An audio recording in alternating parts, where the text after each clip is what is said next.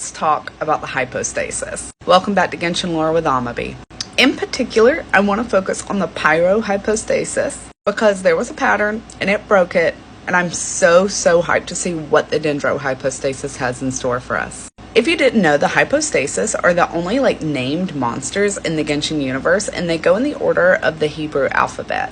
So you can see Aleph is the Electro Hypostasis, Bet for Animo, although I always pronounce this Beth, but it's Bet. Gimel for Geo, fuck you Gimel, I hated you. I never want to level up another Geo character again.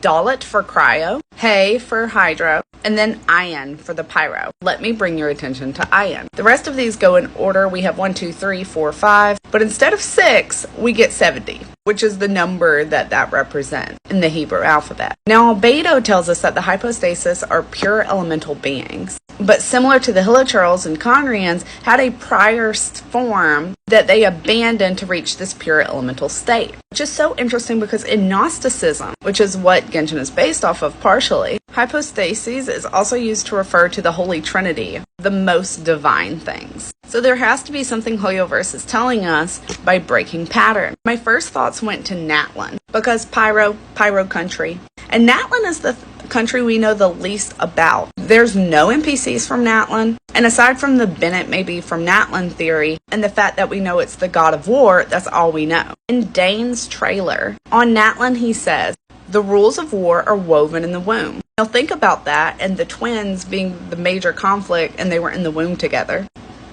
Victors will burn bright, while the losers must turn to ash. And the god of war shares this secret with the traveler. It is because she has her reasons. What secret? I think this hypostasis may be a key. Ayn literally means eye, and it's used in this mythos of the good and evil eye, but also to represent wisdom. And interestingly enough, the lore of the letter is also connected to slavery, which we know Vanessa, who was from Natlan and from Murata's line, was a slave in Mondstadt that Venti freed. So we have Bennett, we have Vanessa connecting Natlan and Mondstadt, but there's another thing. There's a Jewish idiom I found while doing this research that has to do with the numbers math. That there are two words with the collective numerical value of Ayn. I put them on in the math because I can't say them properly. But the idiom is, when wine goes in, secrets come out. And we know that Venti likes his wine, and Mondstadt is the main country of alcoholic export. So this theory leads me to believe, also we have to remember that this starts with 70, there are 7 archods, 7 elements, a hypostasis for each element. Natlan holds a secret that we need to know, a secret about our twin. Natlan is where we pick a side, and there has to be significance in the god of wisdom and Dendro coming after. Let me know your thoughts in the comments.